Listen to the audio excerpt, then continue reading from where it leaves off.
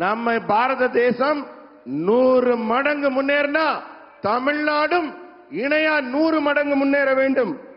இது மோடியின் உறுதிமொழி. உங்களுக்கு நாடு எவ்வளவு முன்னேறுதோ தமிழ்நாடும் அவ்வளவு முன்னேறும். அதனாலதான் 10 ஆண்டுகள்ல இந்தியா முழுக்க எய்ம்ஸ் திறந்தப்ப தமிழ்நாட்டிலையும் மதுரையில எய்ம்ஸ் திறக்கிறோம். 50 லட்சத்துக்கும் மேற்பட்ட பயனாளிகள் இலவச சிகிச்சை பெறாங்க. இப்ப தமிழ்நாட்டின் நலனுக்காக நாங்கள் எடுக்கும் முயற்சிகள் எல்லாம் எங்களுக்கு ஒத்துழைப்பே கொடுக்காத ஒரு அரசாங்கம் இங்க நடந்துட்டு இருக்கு. மத்திய அரசு என்ன செஞ்சாலும் ஒரு குறை சொல்றாங்க அரசாங்கத்துல. அதை மீறி மக்களுக்கு நாங்கள் நன்மை செய்து கொண்டிருக்கிறோம். நீங்க எல்லாம் யோசிச்சு பார்க்கணும். இவங்க ஏன் நாட்டின் வளர்ச்சியை தடுக்கிறாங்க? திட்டங்களை ஏன் தடுக்கிறாங்க? மத்திய அரசு கொடுக்கக்கூடிய மக்கள் நலத்தை எல்லாம் தடுக்க வேண்டும், இதை கெடுக்க வேண்டும் என்ற எண்ணம் ஏன் இந்த மாநில அரசுக்கு இருக்குன்னு நீங்க எல்லாம் யோசிச்சு பார்க்கணும். நீங்க எல்லாம் ரொம்ப எச்சரிக்கையாகவும் இருக்கணும். ஏன்னா அவங்க வளர்ச்சியை தடுக்கிறது எதுக்குன்னா நாட்டை கொள்ளையடிக்கிறதுக்காகத்தான். ஆனா உங்க மோடி அது நடக்க விட மாட்டார். அதை தடுத்து நிறுத்துவார். இரும்பு கரம் கொண்டு அந்த கொள்ளையடிக்கும் முயற்சி தடுக்கப்படும். தமிழ்நாட்டுக்கும் ராமருக்கும் என்ன சம்பந்தம் கேட்கிறாங்க. நான் அயோத்தியில திறக்கிறதுக்கு முன்னாடி இங்க இருக்க தனுஷ்கோடியில இருந்து மிகப்பெரிய கோயில்கள் எல்லாம் போய் இங்க ஆசீர்வாதத்தோட தான் அங்க போய் அயோத்தியில ராமர் கோயில் திறந்தோம். ஜனவரி 12 மொத்த தேசமும் மகிழ்ச்சி அடைந்தது ராமர் கோயில் திறந்தோன்னு. ஆனா பாராளுமன்றத்தில் ஒரு ரெசல்யூஷன் கொண்டு வரப்ப உங்க திமுக எம்எல்ஏக்கள், தமிழகத்தின் திமுக எம்எல்ஏக்கள் வெளிநடப்பு செஞ்சு போறாங்க. அது அவங்களால ஏற்க முடியல. அவங்க இதன் மூலம் என்ன நிரூபிக்கிறாங்க? உங்களுடைய நம்பிக்கையை அவர்கள் எதிர்க்கிறோங்கிறத நிரூபிக்கிறாங்க.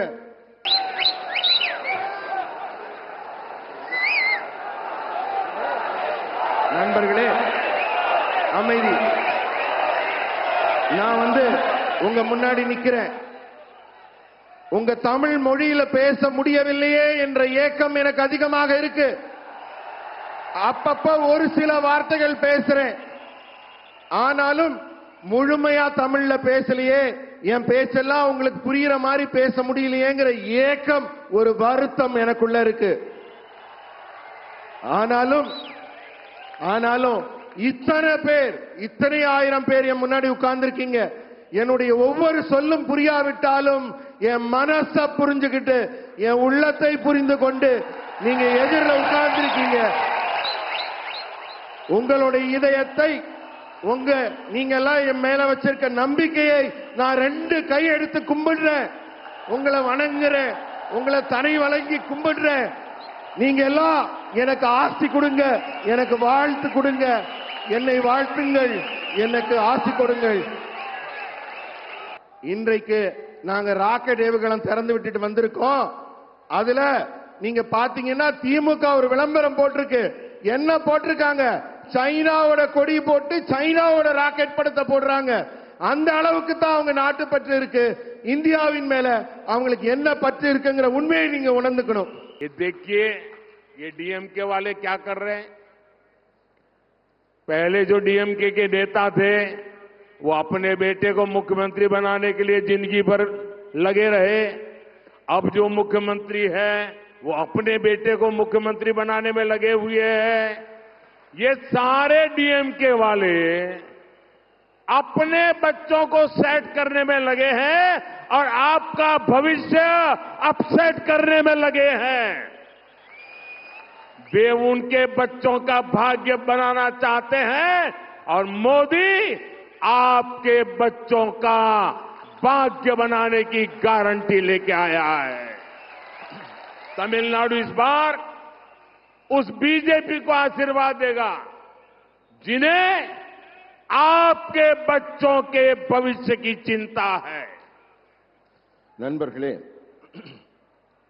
2024 தேர்தல்ல ஒரு பக்கம் வளர்ச்சியையும் தொலைநோக்கு பார்வையும் முன்னெடுத்துக் கொண்டு பாரதிய ஜனதா கட்சி ஒரு பக்கம் நின்னுச்சு. இப்ப திமுகவும் காங்கிரசும் இதுக்கு எதிர்பக்கத்தில் நிக்கிறது. அதனால அவங்க ஆட்சி அதிகாரத்தில் மட்டும் சேர்ந்து அதுல அதுல சம்பாதிக்கணும்னு நினைக்கிறாங்க. அவங்க குடும்பம் மீண்டும் ஆட்சிக்கு வரணும்னு நினைக்கிறாங்க. அவங்க குடும்ப உறுப்பினர்கள் ஆட்சி அதிகாரத்துல வரணும்னு நினைக்கிறாங்க. தமிழ்நாட்டின் வளர்ச்சிக்கு என்ன செய்வீங்கன்னு கேட்டு பாருங்க, அவங்கள்ட்ட பதில் இருக்காது. ஆனா அடுத்து யாரு இங்க சிஎம் ஆக போறீங்க, அடுத்து யாரு மினிஸ்டர் ஆக போறீங்கன்னு அவங்களை கேட்டு பாருங்க, நல்லா தெரியும். ஏன்னா அப்பாக்கு அப்புறம் பிள்ளை, பிள்ளைக்கு அப்புறம் அவங்க பிள்ளைன்னு வம்சாவளி அரசியலை அவர்கள் முன்னெடுக்கிறார்கள். அடுத்த கட்சி தலைவர் யாருன்னு அவங்களுக்கு நல்லா தெரியும். ஆனா இந்த கட்சிகள் எல்லாம் தன் நாட்டை விட தான் குடும்பத்தை தான் முக்கியம் நினைக்கிறாங்க. மக்களை யாரும் முக்கியமா நினைக்கல, உங்க நன்மையை யாரும் முக்கியமா நினைக்கல. எனவே ஒவ்வொரு நாளும் அவங்க என்ன நினைக்கிறாங்க, மக்களை டிவைட் அண்ட் ரூல், பிரிச்சு ஆளணும். ஏதாவது ஒரு பிரச்சனை மூலமா மொழியோ இனமோ சாதியோ ஏதாவது ஒண்ணு சொல்லி உங்களை பிரிச்சு பிரிச்சு வைக்கணும், ஒரு சண்டைகள் உருவாக்கணும். இதுதான் அவங்க எண்ணம், நோக்கமா இருக்கு. தேசத்தை ஒன்றுபடுத்த வேண்டும் என்ற எண்ணம் அவர்களுக்கு இல்லை. ஆனால் அவர்கள் எண்ணம் ஈடேறப் போவதில்லை. என் மண் என் மக்கள் யாத்திரை மூலம் இதோ அண்ணாமலை அவர்கள் நாட்டை ஒற்றுமைப்படுத்துவதற்காக நடை பயணம் நடந்து கொண்டிருக்கிறார். அதனால அவங்க எண்ணம் ஈடேறப் போவதில்லை. தொலைநோக்குல வீரத்துக்குடன் இந்த நாட்டை ஒன்றுபடுத்த வேண்டும் என்று உழைத்த தமிழ் மக்கள் இங்க அதிகம் பேர் இருக்கிறாங்க. தேசத்துக்காக உழைத்தவர்கள். தன் குடும்பத்தில் இருக்கிறவங்க முன்னேறணும்னு நினைக்கிறவங்களுடைய சுயநலத்தை அடக்கி பொது நலத்தை முன்னெடுக்கும் நாள் வெகு தூரத்தில் இல்லை. ஏழை குடும்பங்களுக்காக உழைத்தவர்களுக்கு, ஏழை குடும்பங்களுக்காக உழைப்பவர்களுக்கு பாரதிய ஜனதா கட்சி தான் என்றும் துணை நிற்கிறது. நாங்களும் அதே பணியைத்தான் செய்து கொண்டிருக்கிறோம். இந்த முறை தான் குடும்பம் தான் பிள்ளைங்க அப்படிங்கிற சுயநலத்தோட வர்றாங்க இல்லையா, அவங்களெல்லாம் தமிழகம் கண்டிப்பாக நிராகரிச்சு தான் ஆகணும். ஏன்னா அவங்களுக்கு உங்க பிள்ளைகள் முன்னேறணும்னு அக்கறையே இல்லை. அவங்க பிள்ளைங்களை பத்தி தான் கவலைப்படுறாங்க.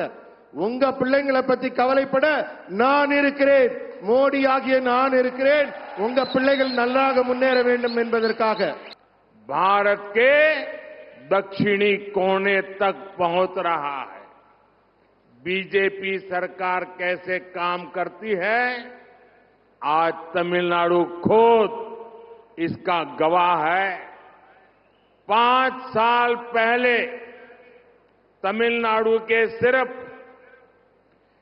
21 लाख ग्रामीण घरों में नल से जल आता था।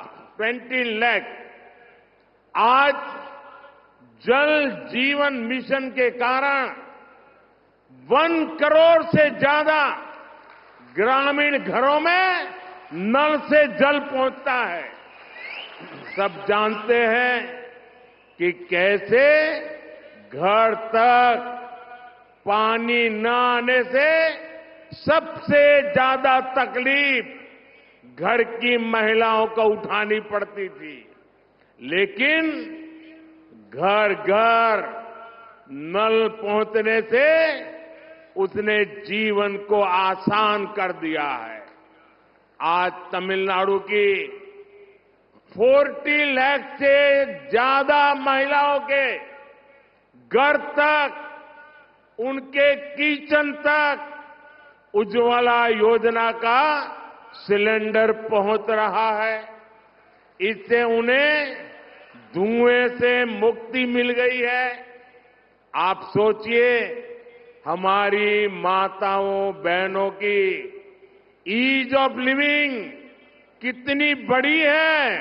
और इसीलिए तो आज तमिलनाडु में जहां जाता हूं, माताएं बहनें बहुत बड़ी संख्या में आकर के मुझे आशीर्वाद देती है। நண்பர்களே, நான் யோசிச்சு பார்க்கிறேன், இப்பதான் முதல் முறையா டெல்லிக்கும் தமிழ்நாட்டிற்கும் இடையே இருக்கிற தூரம் ரொம்ப குறைஞ்சு போச்சு, நெருக்கமா வந்திருக்கோம். இன்னைக்கு ஏழைங்க, விவசாயிங்க, பெண்கள், இளைஞர்கள், இப்படி ஒவ்வொருத்தருக்கான திட்டத்தின் பலன்களும் தமிழ்நாட்டின் மூலை முடுக்கெல்லாம் தென் தமிழக மக்களுக்கெல்லாம் சென்று கிடைத்திருக்கிறது. இதுதான் பாரதிய ஜனதா அரசு எப்படி செயல்படுதுங்கிறதுக்கான ஒரு நல்ல சாட்சியா, நல்ல சான்றா இருக்குது. 5 ஆண்டுக்கு முன்னாடி தமிழ்நாட்டில் கிராமப்புற வீடுகளில் இருந்த குடிநீர் திட்டம் குழாய் எவ்வளவுன்னா வெறும் 21 லட்சம். ஆனா இப்ப நம்ம அரசு 1 கோடி வீடுகளுக்கும் மேல கிராமப்புற வீடுகளுக்கு குடிநீர் குழாய் இணைப்பு கொடுத்திருக்கோம். வீட்ல தண்ணி இல்லாததுனால நம்ம வீட்டு பெண்கள்லாம் எவ்வளவு கஷ்டப்பட்டாங்க, எவ்வளவு துன்பப்பட்டாங்கங்கிறதெல்லாம் நமக்கெல்லாம் தெரியும். ஒரே ஒரு குடிநீர் குழாய் இல்லாம இந்த ஏழை பெண்கள்லாம் பட்ட அவஸ்தைய சொல்ல முடியாது. ஆனா இந்த குழாய் நாம் கொடுத்த உடனே அவங்க வாழ்க்கையே சுலபமாகி இருக்கு. இதே மாதிரி உஜ்வாலா திட்டத்தின் மூலம் இலவசமா சிலிண்டர் கொடுக்கப்பட்டிருக்கு. 40 லட்சத்துக்கும் மேற்பட்ட பெண்களின் வீடுகளுக்கு சிலிண்டர் போயிருக்கு. இதன் மூலம் புகையிலேந்தும் அந்த சமைக்கும் துன்பத்திலேந்தும் பெண்களுக்கு விடுதலை கிடைச்சிருக்கு. நம்ம தாய்மார்கள், நம்ம சகோதரிகள், இவர்களுக்கெல்லாம் வாழ்க்கையில எவ்வளவு பெரிய நன்மை கிடைச்சிருக்கு, எவ்வளவு பெரிய நன்மை கிடைச்சிருக்குன்னு சொல்லவே முடியாது. அதனாலதான் நான் போற பக்கமெல்லாம் இத்தனை தாய்மார்கள், இத்தனை பெண்கள் திரளாக வந்து எனக்கு ஆசி கொடுக்கிறார்கள், வாழ்த்து சொல்கிறார்கள். அந்த தாய்களுக்கும் பெண்களுக்கும் மிக்க நன்றி. साथियों, आज अगर देश 100 कदम आगे बढ़ता है तो तमिलनाडु भी उतनी ही तेजी से आगे बढ़े, ये मोदी का संकल्प है. इसलिए बीते 10 वर्षों में अगर हमने देश में अनेक नए एम्स खोले तो मदुरई में भी एम्स खोलने जा रहे हैं.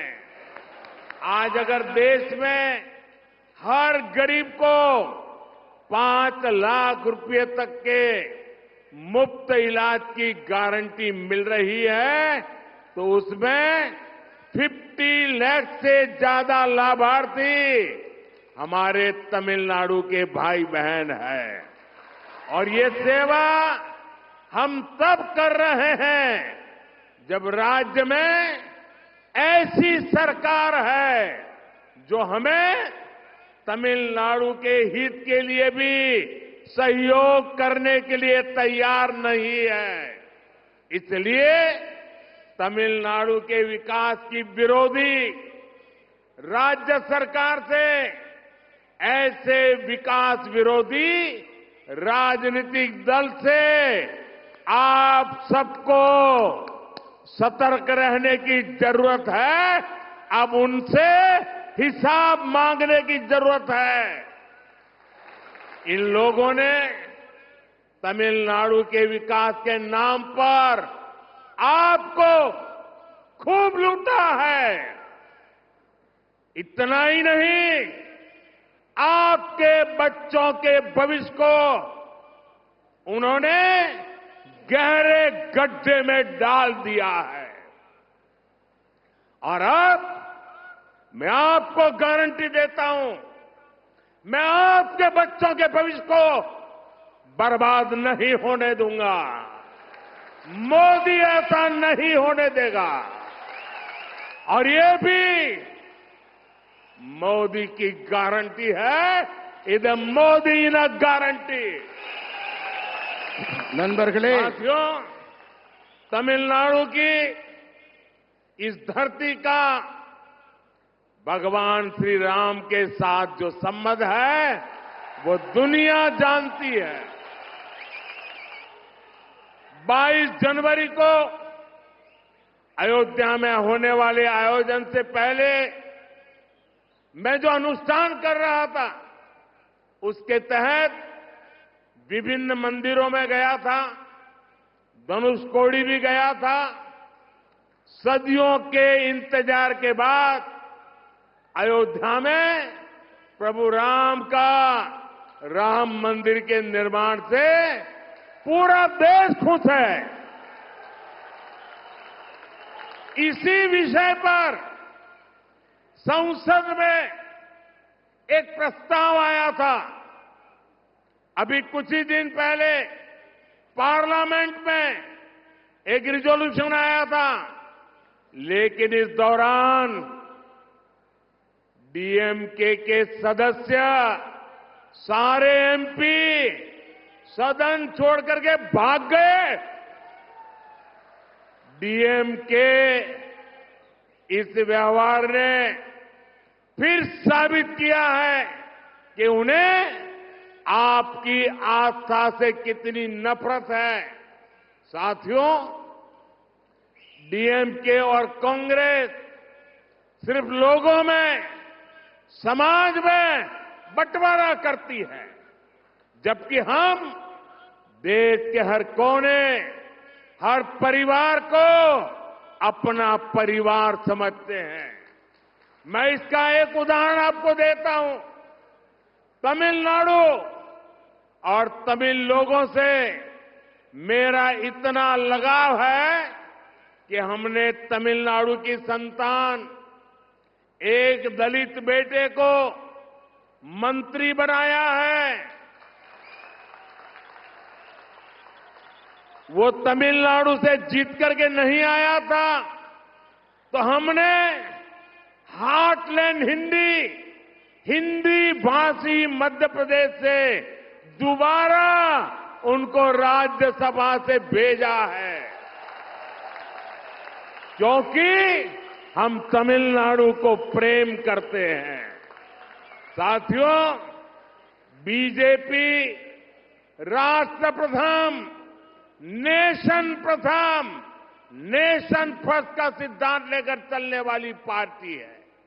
बीजेपी की हमारी सरकार दुनिया भर में संकट में फंसे भारतीयों की सुरक्षित वापसी के लिए कोई कोर कसर बाकी नहीं छोड़ती। हम पाकिस्तान से अपने पायलट अभिनंदन को सुरक्षित वापस लाए। हमारे कितने ही मछुआरे भाइयों को छुड़ाकर हमारी सरकारों ने सुरक्षित वापस लाई है। श्रीलंका में हमारे 5 मछुआरों को फांसी हुई थी। ये मोदी है, उनको जिंदा घर लेकर के आई।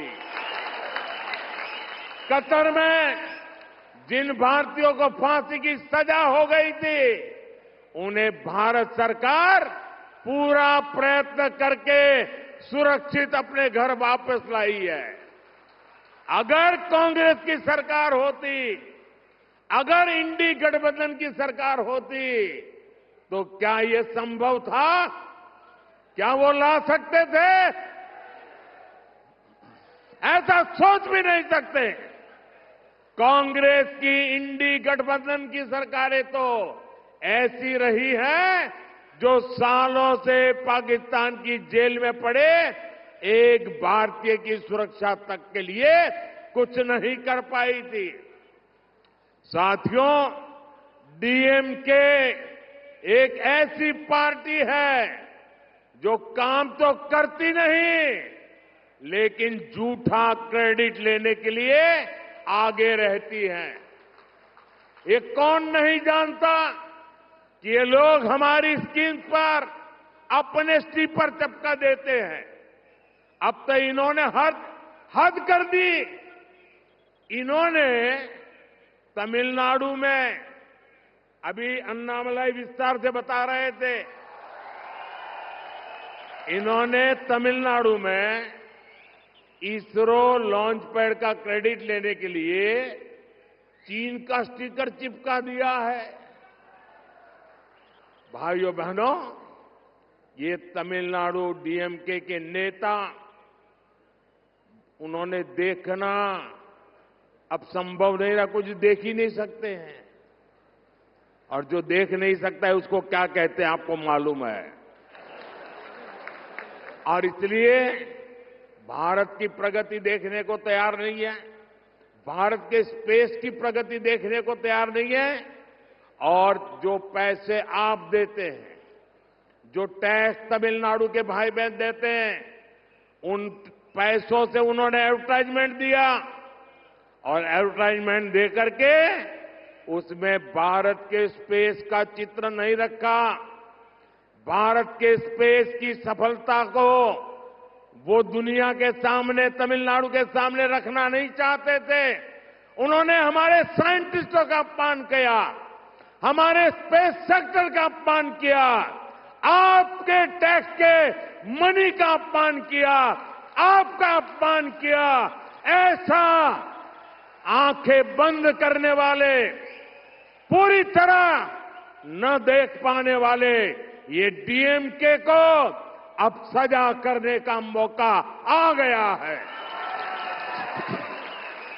நண்பர்களே, நம்ம பாரத தேசம் 100 மடங்கு முன்னேறினா தமிழ்நாடும் இணையா 100 மடங்கு முன்னேற வேண்டும். இது மோடியின் உறுதிமொழி. உங்களுக்கு நாடு எவ்வளவு முன்னேறுதோ தமிழ்நாடும் அவ்வளவு முன்னேறும். அதனாலதான் 10 ஆண்டுகள்ல இந்தியா முழுக்க எய்ம்ஸ் திறந்தப்ப தமிழ்நாட்டிலையும் மதுரையில எய்ம்ஸ் திறக்கிறோம். 50 லட்சத்துக்கும் மேற்பட்ட பயனாளிகள் இலவச சிகிச்சை பெறாங்க. இப்ப தமிழ்நாட்டின் நலனுக்காக நாங்கள் எடுக்கும் முயற்சிகள் எல்லாம் எங்களுக்கு ஒத்துழைப்பே கொடுக்காத ஒரு அரசாங்கம் இங்க நடந்துட்டு இருக்கு. மத்திய அரசு என்ன செஞ்சாலும் ஒரு குறை சொல்றாங்க அரசாங்கத்துல. அதை மீறி மக்களுக்கு நாங்கள் நன்மை செய்து கொண்டிருக்கிறோம். நீங்க எல்லாம் யோசிச்சு பார்க்கணும். இவங்க ஏன் நாட்டின் வளர்ச்சியை தடுக்கிறாங்க? திட்டங்களை ஏன் தடுக்கிறாங்க? மத்திய அரசு கொடுக்கக்கூடிய மக்கள் நலத்தை எல்லாம் தடுக்க வேண்டும், இதை கெடுக்க வேண்டும் என்ற எண்ணம் ஏன் இந்த மாநில அரசுக்கு இருக்குன்னு நீங்க எல்லாம் யோசிச்சு பார்க்கணும். நீங்க எல்லாம் ரொம்ப எச்சரிக்கையாகவும் இருக்கணும். ஏன்னா அவங்க வளர்ச்சியை தடுக்கிறது எதுக்குன்னா நாட்டை கொள்ளையடிக்கிறதுக்காகத்தான். ஆனா உங்க மோடி அது நடக்க விட மாட்டார். அதை தடுத்து நிறுத்துவார். இரும்பு கரம் கொண்டு அந்த கொள்ளையடிக்கும் முயற்சி தடுக்கப்படும். தமிழ்நாட்டுக்கும் ராமருக்கும் என்ன சம்பந்தம் கேட்கிறாங்க. நான் அயோத்தியில திறக்கிறதுக்கு முன்னாடி இங்க இருக்க தனுஷ்கோடியில இருந்து மிகப்பெரிய கோயில்கள் எல்லாம் போய் இங்க ஆசீர்வாதத்தோட தான் அங்க போய் அயோத்தியில ராமர் கோயில் திறந்தோம். ஜனவரி 12 மொத்த தேசமும் மகிழ்ச்சி அடைந்தது ராமர் கோயில் திறந்தோன்னு.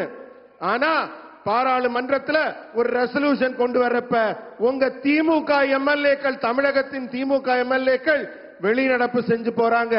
அது அவங்களால ஏற்க முடியல. அவங்க இதன் மூலம் என்ன நிரூபிக்கிறாங்க? உங்களுடைய நம்பிக்கையை அவர்கள் எதிர்க்கிறோங்கிறத நிரூபிக்கிறாங்க. அவங்க வெறுப்பு அரசியலை பரப்புகிறார்கள். ஒரே குடும்பம் தன்னுடைய குடும்ப வளர்ச்சியை தவிர நம்ம மாநிலத்தின் வளர்ச்சியை பார்க்கவில்லை என்று நிரூபிக்கிறார்கள். ஆனா பாஜக அப்படி இல்ல. உங்களை நேசிக்கிறோங்கிறதுக்காகத்தான் உங்க குடும்பத்திலிருந்து ஒரு தலித் குடிமகனை, உங்க பிள்ளையை நாங்க மத்திய அரசுல அமைச்சராக்கி இருக்கிறோம். அவருக்கு அதுவும் இல்லாம ஹிந்தி வேற தமிழ் வேறன்னு பேசுறாங்க. ஹிந்தி பேசுற ஒரு மத்திய மாநிலத்திலிருந்து அவருக்கு இப்ப எம்பி பதவியும் மறுபடி கொடுத்திருக்கோம். அதுக்காக நாங்க ரொம்ப சந்தோஷப்படுறோம், மகிழ்ச்சி அடைகிறோம். ஏன்னா எங்களுக்கு நாடு தான் முக்கியம், மக்கள் தான் முக்கியம், தேசம் தான் முக்கியம். ஏன்னா இது வலிமையான பாரதம், வல்லமையான பாரதம். அபிநந்தன் பாகிஸ்தான் பார்டர்ல போய் விமானத்திலிருந்து விழுந்தாரு. ஒரு கீறல் கூட இல்லாம நாங்க கூட்டிட்டு வந்தோமா இல்லையா?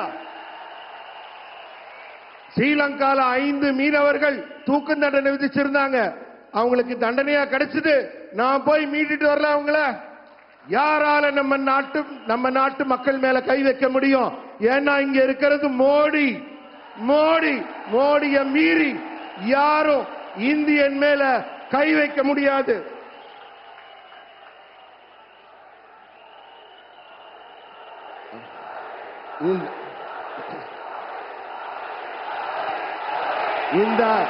இந்த அரசுகளை எல்லாம் திருத்த வேண்டிய காலம், இந்த அரசுகளை எல்லாம் மாற்ற வேண்டிய காலம். டிஎம்கே பொய் வேஷம் போடுது, டிஎம்கே பிரிச்சாலும் சூழ்ச்சி பண்ணுது. இதையெல்லாம் நம்ம தெளிவா பார்க்க முடியுது. ஆனா இனிமே டிஎம்கேவை பார்க்க முடியாது. இனிமே டிஎம்கே இங்க இருக்க முடியாது. ஏன்னா இங்க அண்ணாமலை வந்துட்டார், உங்க கூட அண்ணாமலை இருக்கார். இனிமே டிஎம்கேவை நீங்க எங்க தேடினாலும் கிடைக்காது. காசு பணம் சம்பாதிக்க உங்களுடைய நம்பிக்கையை, உங்களோட மொழியை, உங்களுடைய இனத்தை சிறுபான்மைப்படுத்தி அதை கேவலப்படுத்தி அந்த நம்பிக்கையை எதிர்க்கிற திமுக முற்றிலுமாக இங்கிருந்து அகற்றப்படும்.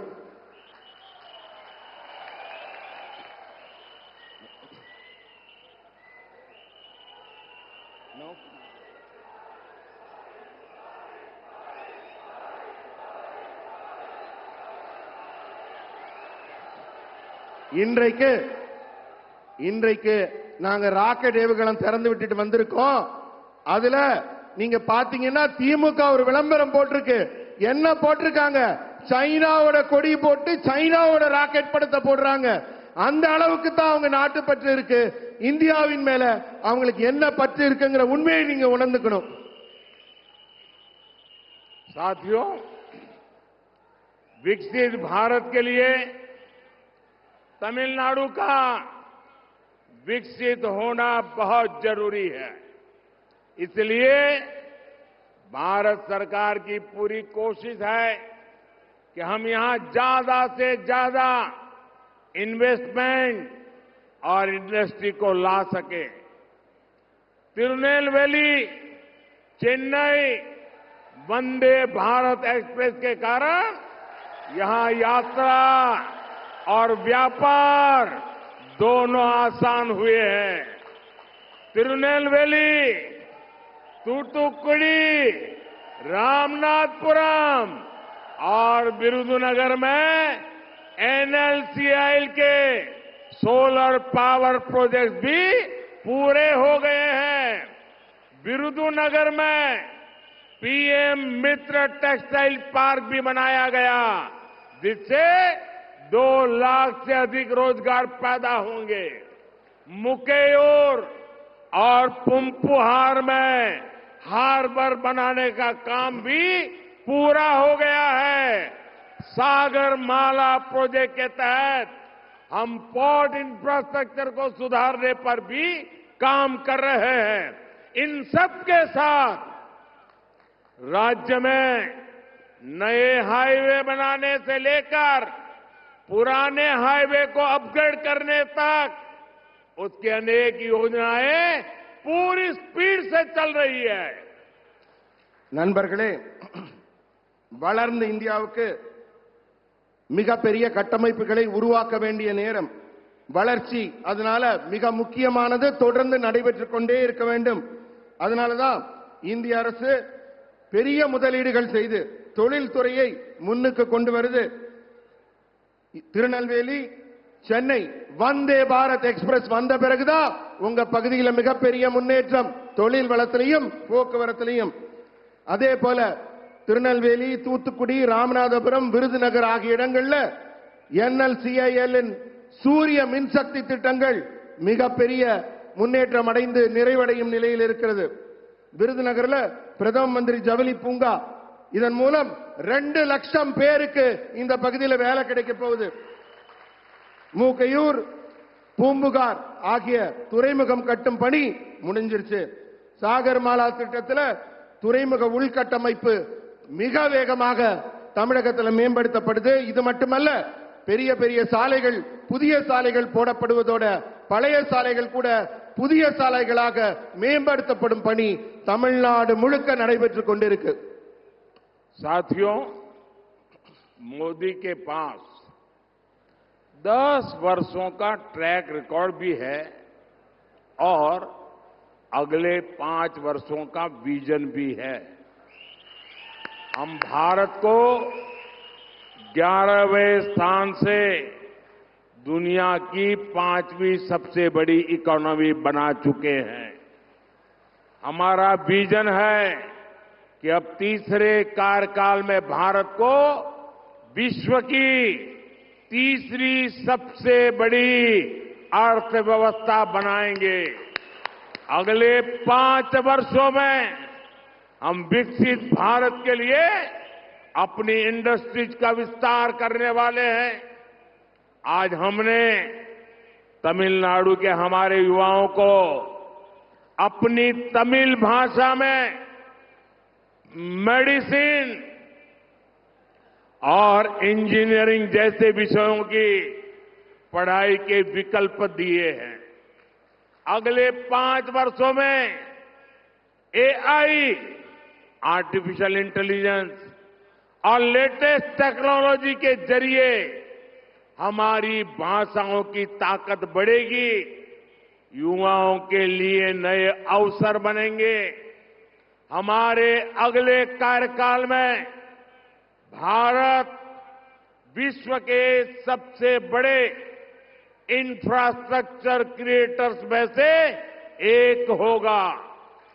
बीजेपी सरकार ये सुनिश्चित करेगी कि जो इंफ्रास्ट्रक्चर अब तक विकसित देशों में देखा जाता था, वो हमारे गरीबों के घर तक पहुंचे। நண்பர்களே, இப்ப உங்க மோடி கிட்ட 10 வருஷ அனுபவம் இருக்கு ஆட்சி செஞ்சு. அது மட்டுமல்ல, அடுத்த 5 வருஷம் என்ன செய்ய போறோங்கிற ஒரு உறுதியான திட்டமும் இருக்கு. இது உலகில் இந்தியாவை 5வது இடத்துல இருக்கிற இந்தியாவை 3வது இடத்துக்கு மிக வேகமாக முன்னேற்ற போகிறது. இந்த சாதனை நாம் 3ஆம் முறை ஆட்சிக்கு வரும்போது இந்தியா 3வது பொருளாதாரத்தில் உயர்வு பெற்ற வல்லமை பெற்ற நாடாக அமையும்.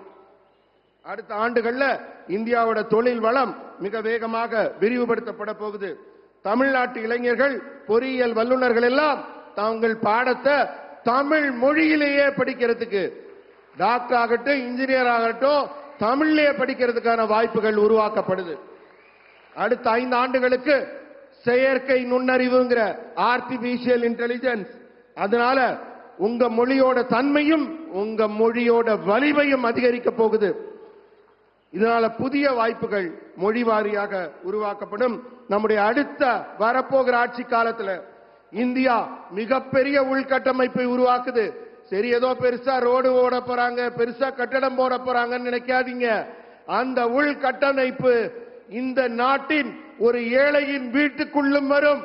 ஒவ்வொரு வீடும் உலக நாடுகளில் இருக்கிற அத்தனை வசதிகளையும் பெற்றுவிடும். साथियों, साउथ तमिलनाडु के लोगों के जो मुद्दे हैं वो बीजेपी भली भांति जानती है। बीजेपी इन मुद्दों को लेकर बहुत संवेदनशील है और हम इस पर काम भी करेंगे। ये मोदी की गारंटी है कि साउथ तमिलनाडु में विकास को नई गति दी जाएगी और यहां के युवाओं को काम के लिए घरों से दूर नहीं जाना पड़ेगा। நண்பர்களே, தென்னிந்திய மக்கள் சந்திக்கும் பிரச்சனைகள் எல்லாம் பாரதிய ஜனதா கட்சிக்கு ரொம்ப நல்லா தெரியும். நான் உங்களை எல்லாம் கூர்ந்து நோக்கிட்டு இருக்கேன். இந்த விவகாரங்கள்ல எங்களுடைய உணர்வுகள் மிக தெளிவாக உங்க மனசோட ஒத்து போகுது. அதனால உங்களுக்கு என்ன தேவையான நன்மைகளோ அதை பாரதிய ஜனதா கட்சி கண்டிப்பாக செய்யும். தமிழகத்தின் வளர்ச்சிக்கு புதிய உத்வேகம், புதிய வேகம், புதிய மலர்ச்சி கிடைக்கும். இங்க இருக்க இளைஞர்கள் எல்லாம் வீட்டை விட்டு வெளியில போக வேண்டாம். அவங்க உட்கார்ந்த இடத்துல இருந்து இந்த செயற்கை நுண்ணறிவு புதிய உத்வேகத்தில் கிடைக்கக்கூடிய திட்டங்கள் மூலமாக மிகப்பெரிய பலனை அடைவார்கள். இதுவும் உங்க மோடியின் கேரண்டி. साथियों, 2024 के 24 के चुनाव में एक तरफ विकास और विजन की बात करने वाली बीजेपी है, वहीं दूसरी ओर डीएमके और कांग्रेस जैसी पार्टियां हैं। ये सरकार में इसलिए आना चाहते हैं ताकि अपने परिवार को आगे बढ़ाए, अपने परिवार की जेब भरे। इनसे पूछिए कि तमिलनाडु के विकास के लिए वे क्या करेंगे, ये बोलेंगे पता नहीं है। लेकिन इनसे पूछ लीजिए कि इनकी पार्टी का अध्यक्ष अगला कौन बनेगा, तो ये बात इन्हें जरूर पता होगी, क्योंकि परिवार से ही कोई न कोई अध्यक्ष बनेगा। इन पार्टियों को देश से भी बड़ा अपना परिवार लगता है। ये परिवारवादी पार्टियां तभी तक सफल हो सकती है जब तक कि ये समाज को बांटते रहे।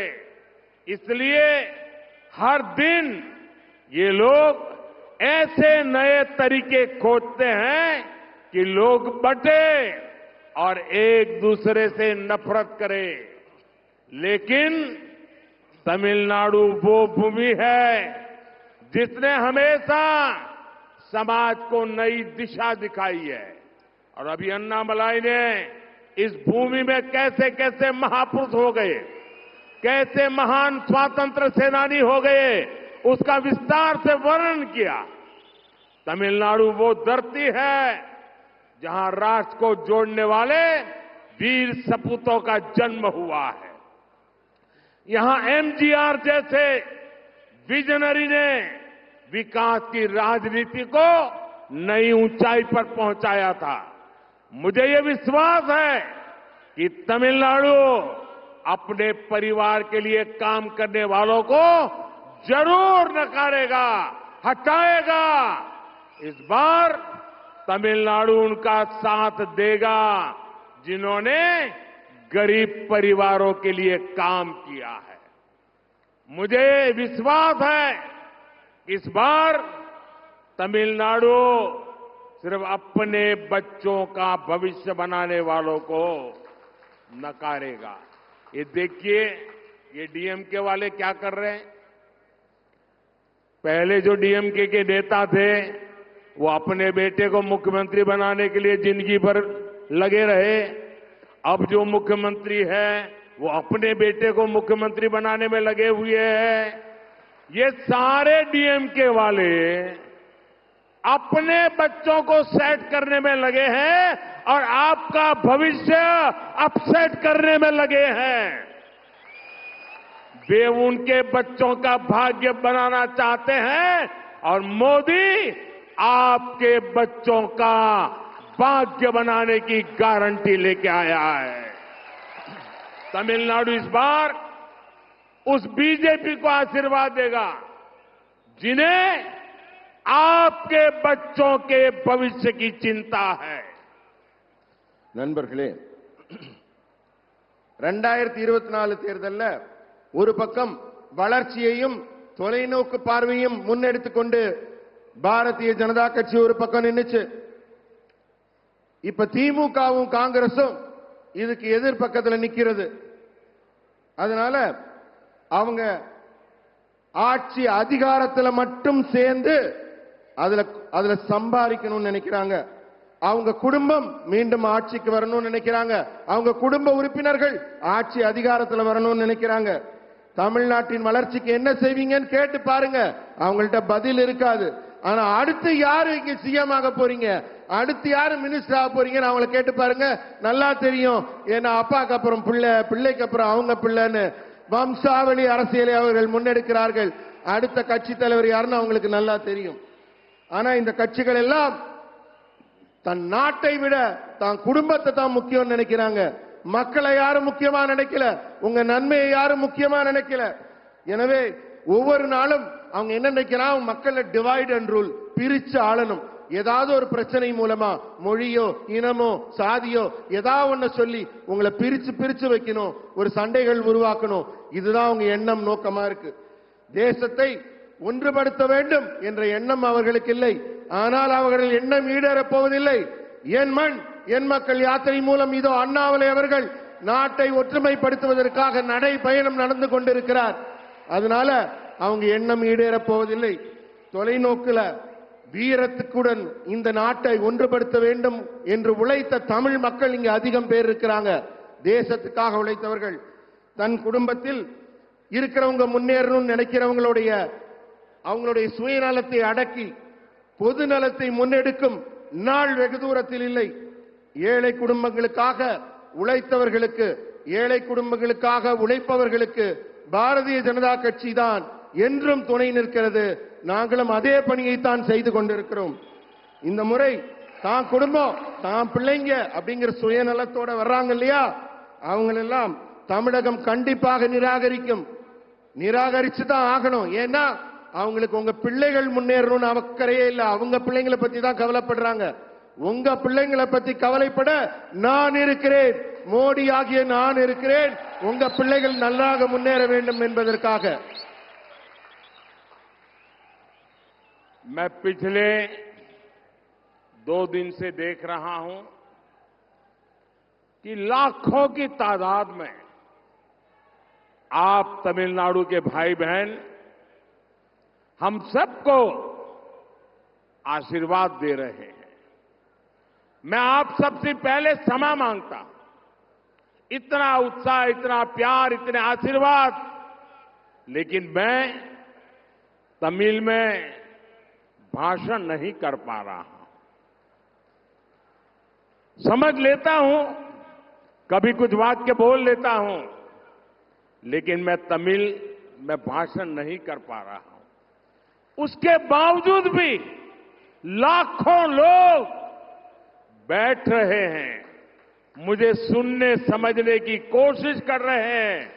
ये कारण है आपका प्यार, आपके आशीर्वाद, आपका विश्वास। मैं आपके इस प्यार के लिए, इस विश्वास के लिए आज तमिलनाडु के लोगों को शत शत नमन करता हूं, सर झुकाकर प्रणाम करता हूं। நண்பர்களே,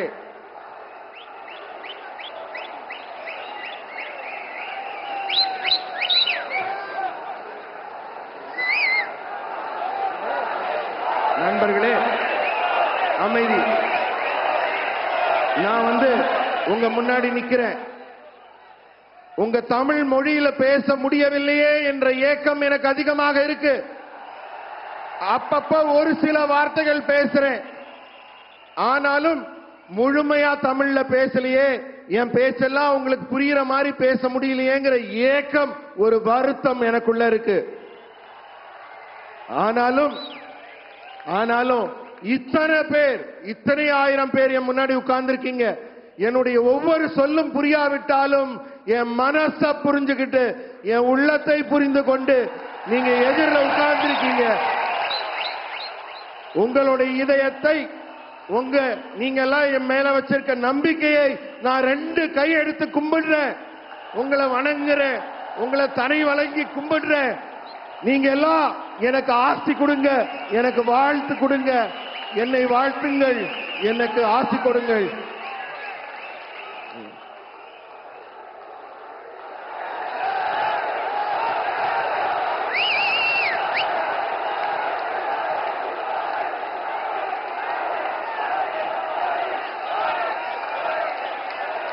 साथियों, आज विपक्ष के नेता भी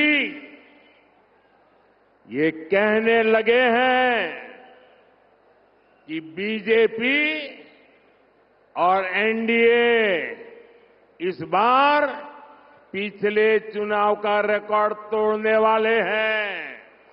अब की बार मोदी सरकार, अब की बार मोदी सरकार, अब की बार 400 पार, अब की बार 400 पार, अब की बार 400 पार।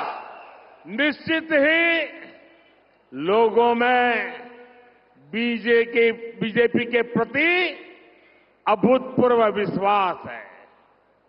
हम विश्वास को बड़ी जीत में बदलने के लिए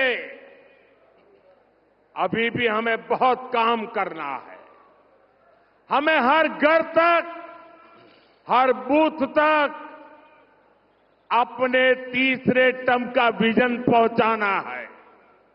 इसका मतलब है कि आपको हर घर जाकर ये बताना होगा कि मोदी ने तिरुनेलवेली आकर उनका आशीर्वाद मांगा है।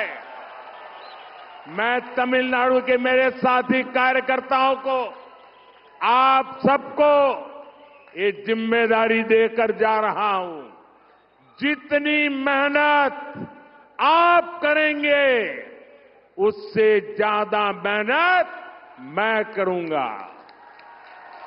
हम मिलकर तमिलनाडु को आगे बढ़ाएंगे। इसी संकल्प के साथ मैं फिर एक बार, ये मेरा सौभाग्य है कि तमिलनाडु मुझे इतना प्यार कर रहा है, इतने आशीर्वाद दे रहा है। நண்பர்களே, இப்ப எதிர்க்கட்சியில் இருக்கவங்களுக்கெல்லாம் கூட தெளிவா தெரிஞ்சிருச்சு. ஏன்னா அடுத்த மூன்றாவது முறையா ஆட்சி அமைக்க போறது பாரதிய ஜனதா கட்சி தான் என்று எல்லாரும் பேச தொடங்கிட்டாங்க. மக்கள் முன்ன எப்போதும் இல்லாத அளவுக்கு பாரதிய ஜனதா கட்சி மீது நம்பிக்கை வைத்திருக்கிறார்கள். இந்த நம்பிக்கை மாபெரும் வெற்றியாக நம்ம எல்லாம் நிறைய வேலை செய்யணும். வெறும் இந்த நம்பிக்கை வெற்றியை தந்துவிடும் என்று நாம வீட்டுக்குள்ள இருக்க முடியாது. நீங்க எல்லாரும் ஒவ்வொரு வீடா போகணும், ஒவ்வொரு பூத்துக்களா போகணும், மக்களிடம் பேச வேண்டும், அவர்களை பாரதிய ஜனதா கட்சிக்கு தாமரைக்கு வாக்களிக்க செய்ய வேண்டும். அப்படி செய்தால்தான் நமக்கு நம்ம எதிர்பார்க்கிற மாபெரும் வெற்றி 400 சீட்டுகளுக்கு மேலான வெற்றி நமக்கு கிடைக்கும். அந்த வெற்றிக்கான ஆசிகளை, வாழ்த்துக்களை திருநெல்வேலியை இங்கே இருக்கிற தெய்வங்கள், முன்னோர்கள், மக்களாகிய உங்களிடத்தில் நான் கேட்டு பெறுகிறேன். உங்க ஆசிகளை நான் பெற்றுக்கொண்டு ஒரே ஒரு விஷயத்தை சொல்றேன், ஒரு உறுதிமொழியை உங்களுக்கு சொல்றேன். நீங்க எல்லாம் வீடு வீடாக போய் வெற்றிக்கு எத்தனை மடங்கு உழைக்கிறீர்களோ அதை விட ஒரு மடங்கு கூடுதலாக நான் உங்களுக்காக உழைப்பேன் என்ற உறுதிமொழியை உங்களுக்கு தந்து